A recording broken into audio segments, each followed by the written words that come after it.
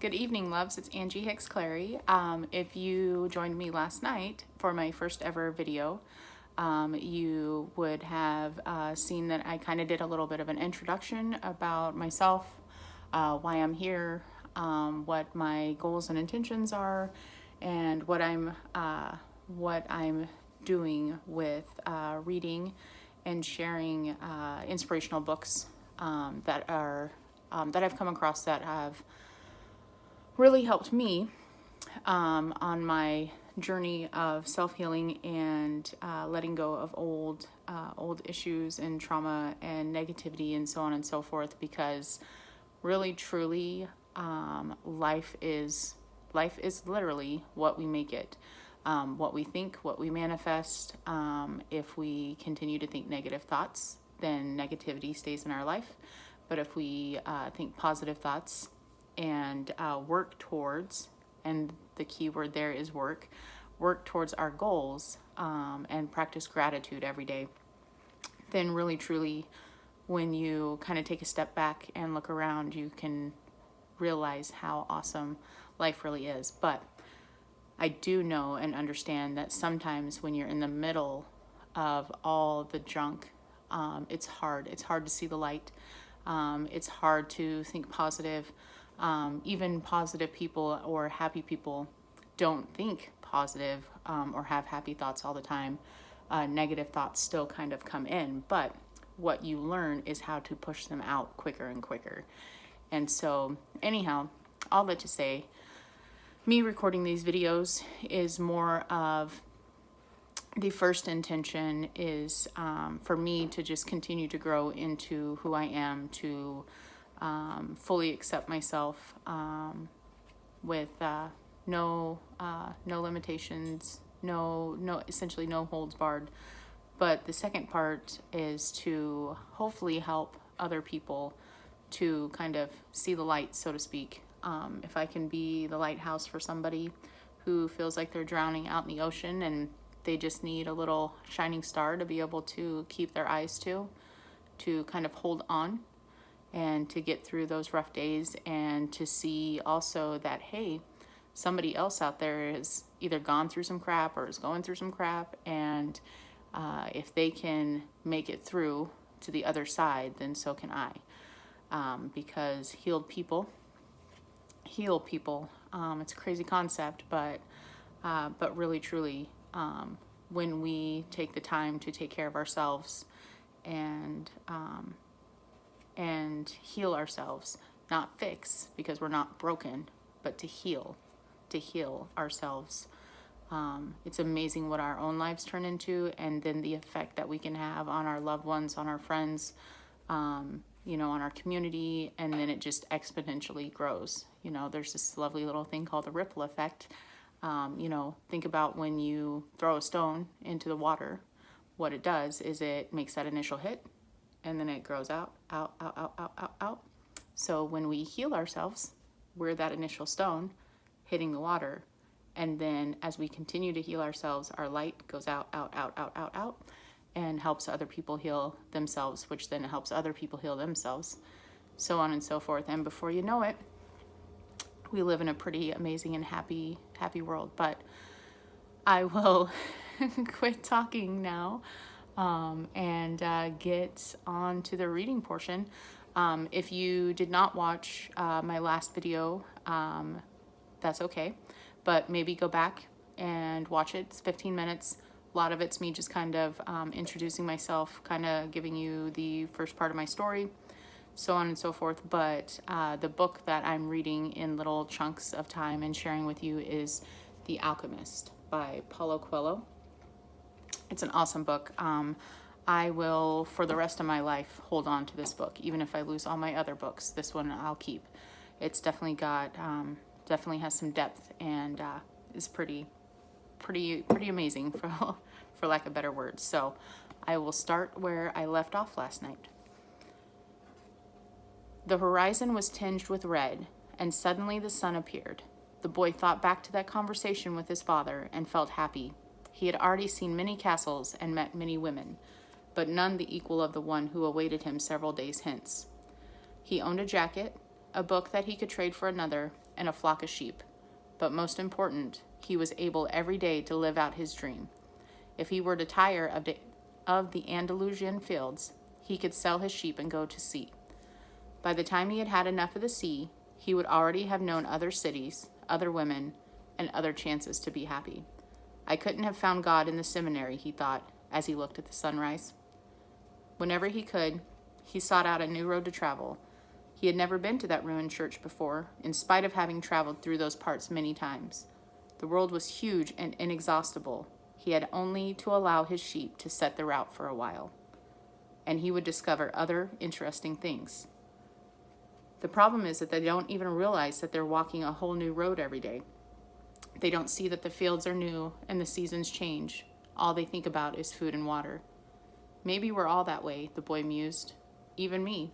I haven't thought of other women since I met the merchant's daughter. Looking at the sun, he calculated that he would reach Tarifa before midday.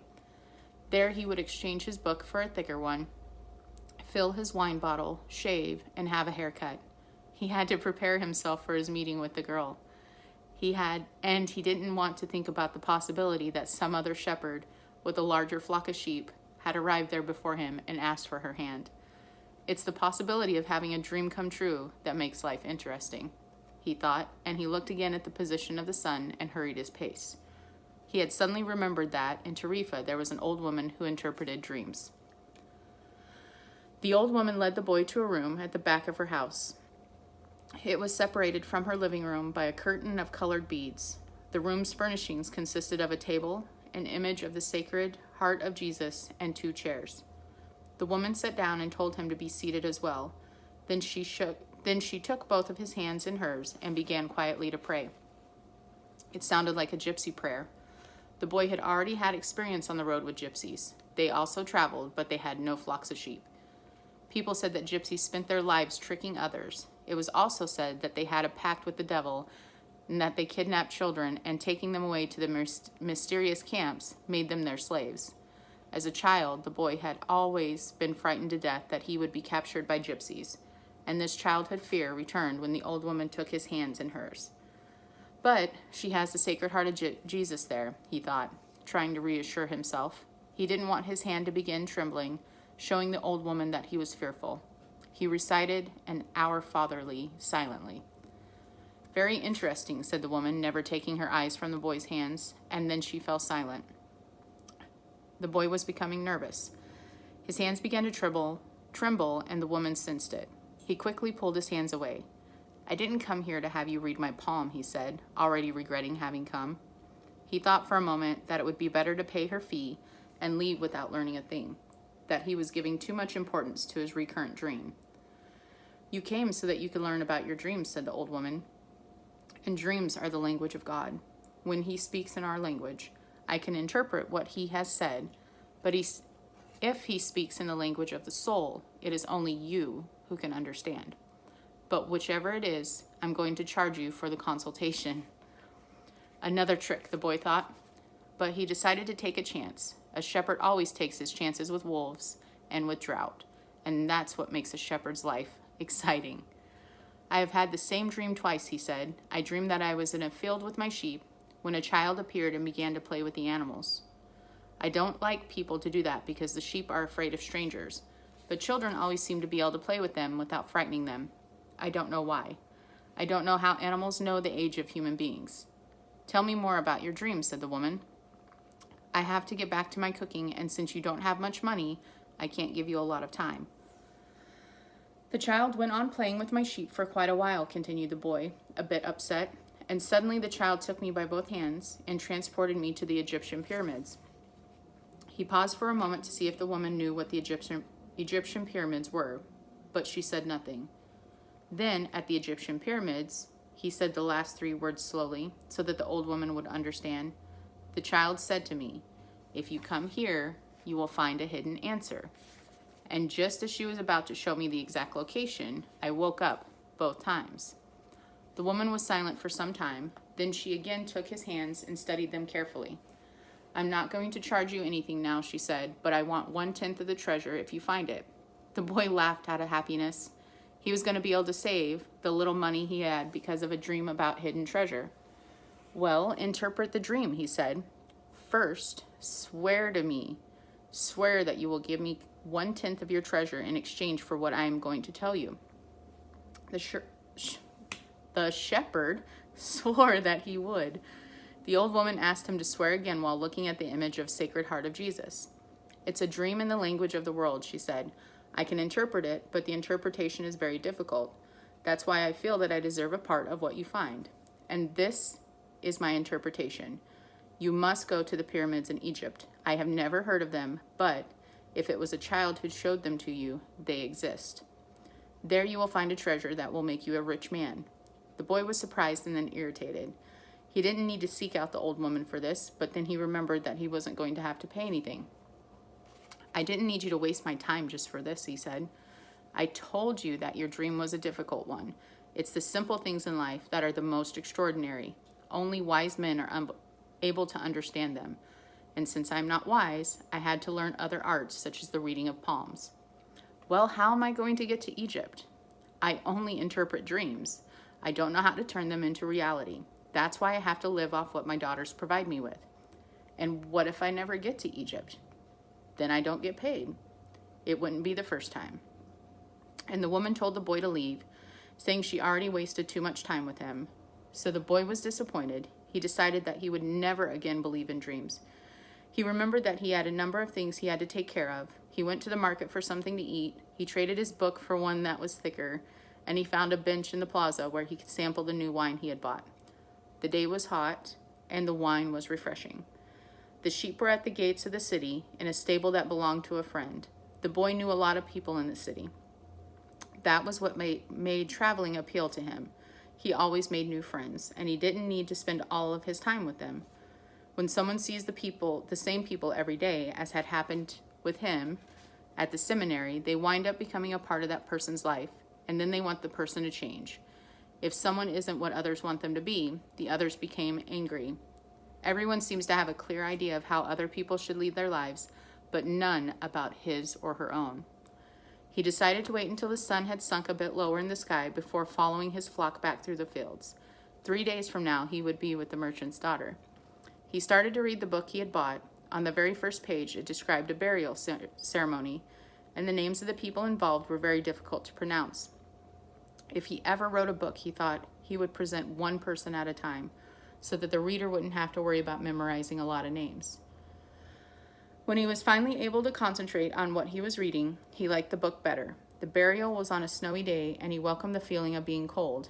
As he read on, an old man sat down at his side and tried to strike up a conversation. What are they doing? The old man asked, pointing at the people in the plaza. Working, he answered dryly, making it look as if he wanted to concentrate on his reading. Actually, he was thinking about shearing his sheep in front of the merchant's daughter so that she could see that he was someone who was capable of doing difficult things.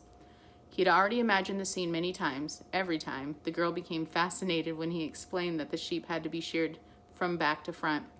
He also tried to remember some good stories to relate as he sheared the sheep. Most of them he had read in books, but he would tell them as if they were from his personal experience. She would never know the difference because she didn't know how to read.